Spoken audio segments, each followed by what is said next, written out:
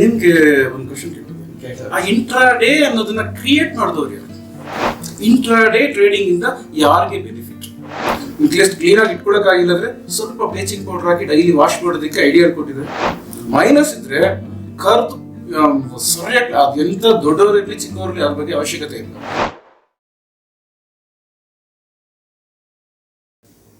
ಈಗ ತುಂಬಾ ಜನ ಟ್ರೇಡಿಂಗ್ ಅಂದ್ರೆ ಒಬ್ಬೊಬ್ರು ಒಂದೊಂದು ಥರ ಮಾಡ್ತಾರೆ.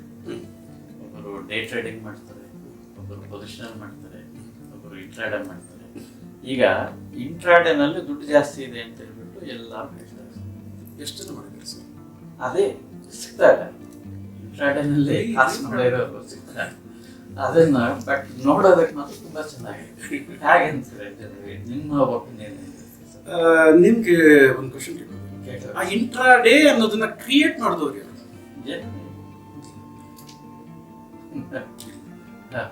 ಇಂಟ್ರಾಡೇ ಟ್ರೇಡಿಂಗ್ ಇಂದ ಯಾರಿಗೆ ಬೆನಿಫಿಟ್? ಹಂಗಾರೆ ಯಾರು ಕ್ರಿಯೇಟರ್ ಇರ್ಬೋದು? ಅವ್ರು ಕ್ರಿಯೇಟ್ ಮಾಡಿರೋದು.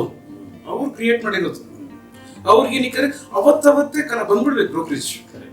ಸೊ ಆ ರೀಸನ್ ಇಂಟ್ರಾಡೇ ಅಂತ ಇಂಟ್ರಾಡೇ ಕ್ರಿಯೇಟರ್ ಯಾರಪ್ಪ ಅಂದ್ರೆ ಬ್ರೋಕರ್ಸ್. ಈಗ ಯಾಕಂದ್ರೆ ಹೊಸದಾಗಿ ಬಂದ್ರೆ ಒಬ್ಬ ಕ್ಲೈಂಟ್ ಬಂತು ಅಂದ್ರೆ ಎಕ್ಸಾಂಪಲ್ ನಾನು ಬಂದ್ರೆ ಮಾರ್ಕೆಟ್ ಅವರು ಎಕ್ಸ್ಪೀರಿಯನ್ಸ್ ನಿಮ್ಗೆ ಇದೆಯಾ ಇಲ್ವಾ, ಶೇರ್ ಮಾರ್ಕೆಟ್ ಅಂದ್ರೆ ಏನು ಕೇಳೋದು. ಓಪನ್ ಮಾಡಿ ಅಕೌಂಟ್ ಓಪನ್ ಮಾಡಿ ಹತ್ತು ಅಕೌಂಟ್ ಓಪನ್ ಮಾಡಿ ಎಷ್ಟು ಹಾಕ್ತೀರ ಅಮೌಂಟ್? ನಾವೇನು 1 ಲಕ್ಷ 1 ಲಕ್ಷ 2 ಲಕ್ಷ 10 ಲಕ್ಷ ಹಾಕ್ತೀವಿ ಅಂತ ಕೇಳೋದು. ಸರಿ, ಅದು ಎಕ್ಸ್ಪೋಜರ್ ಎಷ್ಟು ಬೇಕು ಸರ್ ನಿಮಗೆ? ಎಕ್ಸ್ಪೋಜರ್ ಎಷ್ಟು ಬೇಕು ಅಂತ ನಮಗೆ ಆಸೆ. ಕೊಡಿ, ಜಾಸ್ತಿ ಕೊಡಿ. ಎಷ್ಟು ಕೊಡ್ತೀರ ನೀವು? ಅವರು 5% 10% ಕೊಡ್ತೀವಿ ಅಂತ ಹೇಳಿ 5 times 6 times. ನಾವೇನು ಅಂದ್ಕೊಳ್ತೀವಿ, 5 times 6 times ದೊಡ್ಡ ಬ್ರೋಕರೇಜ್ ಪ್ರೊವೈಡರ್. ನಾವೆಲ್ಲ ಹೋದ್ರೆ ಅದು ವಿತಿನ್ ವೀಕಲ್ಲಿ ಖಾಲಿ ಅಷ್ಟೇ. ಅಷ್ಟು ಎಕ್ಸ್ಪೋಜರ್ ಕೊಟ್ಟರೆ ಒಂದು ವಾರದಲ್ಲಿ ನಿಮ್ಗೆ ಖಾಲಿ ಆಗೋದಕ್ಕೆ ಅವ್ರು ಇವಾಗ ನೋಡಿ. ಫಾರ್ ಎಕ್ಸಾಂಪಲ್ ನಮ್ದು ಫರ್ಮ್ ಇದೆ, ಅಲ್ಲಿ ಇರೋ 1 time ಅಲ್ಲ 5 times ರಿಡ್ಯೂಸ್ ಮಾಡಿ ಕೊಡ್ತೀವಿ. ಈಗ for example 1 lakh as per span margin 5 lakhs ತಗೋಬಹುದು ನೋಡಿ, ಯಾವುದೋ ಒಂದು ಎಕ್ಸಾಂಪಲ್. ನಾವೇನ್ ಮಾಡ್ತೀವಿ 1 lakh 1 lakh. ನಮ್ ಫರ್ಮ್ ಬ್ರೋಕರೇಜ್ ಇಂದ ಉದ್ದಾರ ಆಗಲ್ಲ. ನಮ್ ಫರ್ಮ್ ಉದ್ದಾರ ಆಗ್ತಾ ಇರೋದು ಎಲ್ಲಿ ಅಂದ್ರೆ ಡಬಲ್. ಯಾವ ಬ್ರೋಕಿಂಗ್ ಫರ್ಮ್ ಇರೋದು ಚಾಲೆಂಜ್ ಮಾಡ್ತಾರೆ. ಯಾಕಂದ್ರೆ ಬೇರೆ ಬ್ರೋಕರ್ಸ್ ಆಮೇಲೆ ಆಟ ಆಡೋರಿಗೆ ಅಕೌಂಟ್ ಓಪನ್ ಮಾಡಲ್ಲ, ತುಂಬಾ ಕಡಿಮೆ ಇಟ್ಕೊಂಡಿರ್ತೀವಿ. ನಮ್ ಮೆಂಬರ್ಸ್ ಮಾತ್ರ ಇಟ್ಕೊಂಡಿರ್ತೀವಿ. ಆಟ ಆಡಂಗಿಲ್ಲ, ರೂಲ್ಸ್ ಕ್ರಾಸ್ ಮಾಡಂಗಿಲ್ಲ, ನೀಟಾಗಿ ಮೆಡಿಟೇಷನ್ ಮಾಡಬೇಕು, ಮೈಂಡ್ ನ ಕ್ಲೀನ್ ಆಗಿ ಇಟ್ಕೊಂಡಿರ್ಬೇಕು.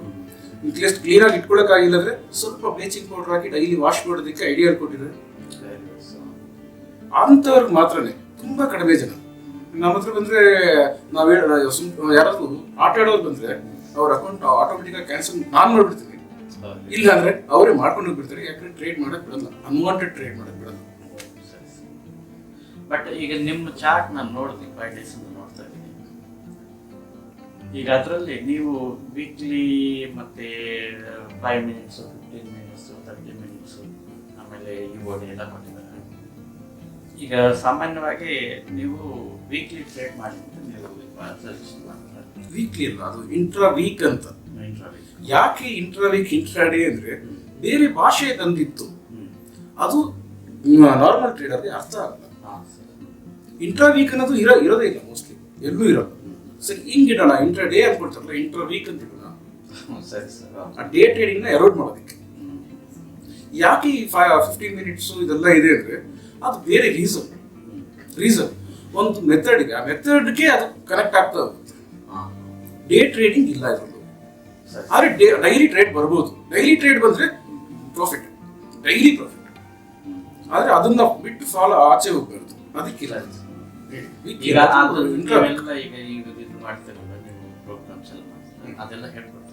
ಕಂಪ್ಲೀಟ್ ನೋಡಿ ಹೆಂಗಿದೆ ಅಂದ್ರೆ, ಈಗ ನಾನು ಲಾಸ್ಟ್ 2 years ಇಂದ ವರ್ಕ್ ಮಾಡಿದ್ದು. ಪರ್ ಮಂತ್ ಮಿನಿಮಮ್ ನಮ್ಮ ಮೆಂಬರ್ಸ್ ಎಷ್ಟು ಮಾಡಿದ್ದಾರೆ ಅನ್ನೋದನ್ನ ರೇಷಿಯೋ ತಗೊಂಡು ನಮ್ಮ ಯೂಸ್ ಮಾಡ್ತಿರೋ ಮೆಂಬರ್ಗೆ ಲಾಸ್ಟ್ ನಂಬರ್ ಸಿಕ್ಕಿದ್ದು 283% ಅಂತ ಸಿಕ್ತು. 283% ಪರ್ ಮಂತ್ ಈಸಿಯಾಗಿ ಮಾಡ್ತಾರೆ. ಅಥವಾ ಪರ್ ಮಂತ್ ಅಲ್ಲ, 30 ಟ್ರೇಡಿಂಗ್ ಡೇಸ್ಗೆ ಅಮೌಂಟ್ ತಗೊಂಡಿದ್ದು. 1.5 months ಟ್ರೇಡ್ ನಾರ್ಮಲ್ ಟೈಮಲ್ಲಿ 1.5 ಮಂತ್. ಆ 30 ಟ್ರೇಡಿಂಗ್ ಲೀಡರ್ಸ್ ಬೇಸಲ್ಲಿ ಒಂದು ಸಿಂಗಲ್ ಮೆಂಬರ್ ಲೋ ಮಾಡಿರೋದು, ತುಂಬ ಬ್ಯುಸಿ ಇರೋ ಪರ್ಸನ್, ಅವ್ರು ಬಂದು 283% ಬಂದಿತ್ತು. ಅವರು ನನಗೆ ಲೆಕ್ಚರ್ ಎಲ್ಲ ಕಳಿಸ್ಬಿಟ್ರು, ಅದೆಲ್ಲ ಸ್ಟ್ರಿಕ್ಟ್ ಇರ್ತೇನೆ, ಕಳಿಸ್ಬೇಕು. ಮೈನಸ್ ಇದ್ರೆ ಕರ್ದು ಸರಿಯಾಗಿ ಅದು ಎಂತ ದೊಡ್ಡವರಿರ್ಲಿ ಚಿಕ್ಕವರಿರ್ಲಿ ಅದ್ರ ಬಗ್ಗೆ ಅವಶ್ಯಕತೆ ಇಲ್ಲ. ಇಲ್ಲಿಗೆ ಏನಕ್ಕೆ ಬರ್ಬೇಕು, ಎಲ್ಲ ಸ್ಟಾಪ್ ಮಾಡ್ಬಿಡ್ತೀವಿ. ಇಲ್ಲ ಅಂದ್ರೆ ಅವ್ರು ಮಾಡಕ್ಕಾಗಲ್ಲ. ಒಬ್ರು ಹೇಳೋರಿಲ್ಲ ಅಂದ್ರೆ ರಾಂಗ್ ಮಾಡಲ್ಲ. ಕರೆಕ್ಟ್ ಎಷ್ಟು ಅಂದ್ರೆ ನೀನು 6 ವರ್ಷ 7 ವರ್ಷದಿಂದ ಯೂಸ್ ಮಾಡಿದಾರಲ್ಲ, ಅವ್ರು ಬಿಗಿನಿಂಗ್ ಅಲ್ಲಿ ರಾಂಗ್ ಮಾಡಿದ್ದಾರೆ, ಆಮೇಲೆ ಬೇರೆದೆಲ್ಲ ಹುಡುಕಿದ್ದಾರೆ ಇಡೀ ಪ್ರಪಂಚ, ಮತ್ತೆ ಎಲ್ಲ ಕಡೆ ಸೋತು ಮತ್ತೆ dynamic system, dynamic live correct ಅಂತ ಬಂದು ಕೂತ್ಕೊಂಡು ಇವಾಗ ಕರೆಕ್ಟ್ ಮಾಡ್ತಾ ಇದ್ದಾರೆ. ಅದರಲ್ಲಿ ಕಡಿಮೆ ರೇಷಿಯೋ ತಗೊಂಡಿದ್ದು 283% ಅವ್ರು ಮಾಡಿದ್ರು. ಮಿಕ್ಕಿದೆಲ್ಲ 500%. ಯಾಕೆ 1% 2000%, 2500% ಪರ್ ಮಂತ್ ಮಾಡಿದ್ದಾರೆ 30 ಡೇಸ್. ಹೌದು, ಬಟ್ ಆಪ್ಷನ್ಸ್ ಫ್ಯೂಚರ್ಸ್ ಅಲ್ಲಿ ಮಾಡಿರೋರು 2 ತಿಂಗಳವರೆಗೂ ತಗೊಂಡಿದ್ರೆ, 8 ವೀಕ್ಸ್ ವರೆಗೂ ತಗೊಂಡಿದ್ರೆ 600-700%ಗೆ. 3 ಮಂತ್ಸ್ ವರೆಗೂ ಅವ್ರ ರಿಪೋರ್ಟ್ ನೋಡಿದಾಗ it crossed more than 1100%. Actual ಆಗಿ ನಿಮಗೆ ಆಪ್ಷನ್ಸ್ ಗಿಂತ ಫೀಚರ್ಸ್ ಎಲ್ಲ ಇನ್ನೂ ತುಂಬಾ ಚೆನ್ನಾಗಿದೆ. ಮಾರ್ಕೆಟ್ ಅಂದ್ರೆ ಎಲ್ಲದರಲ್ಲೂ ಬೆಸ್ಟ್.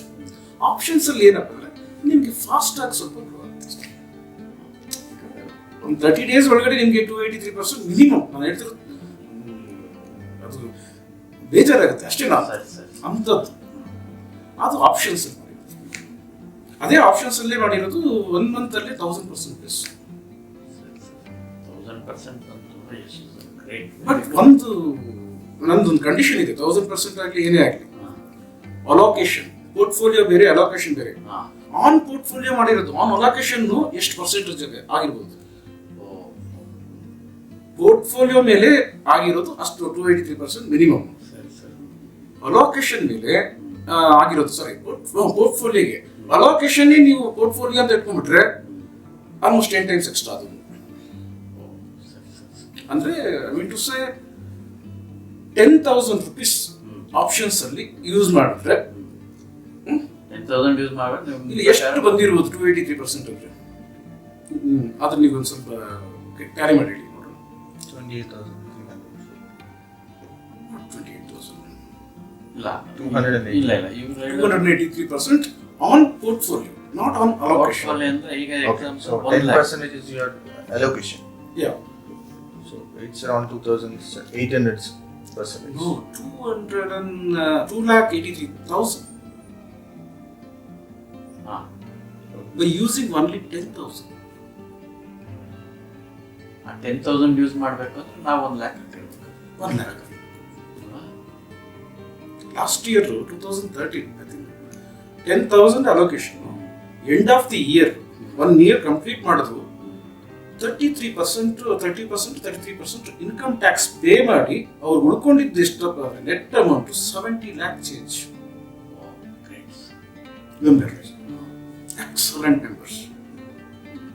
ಅವ್ರಿಗೆ ಕರೆದು ಅವಾರ್ಡ್ಸ್ ಎಲ್ಲ ಸ್ವಲ್ಪ ಮಾಡಿದೆ, ಖುಷಿ ಆಯ್ತು.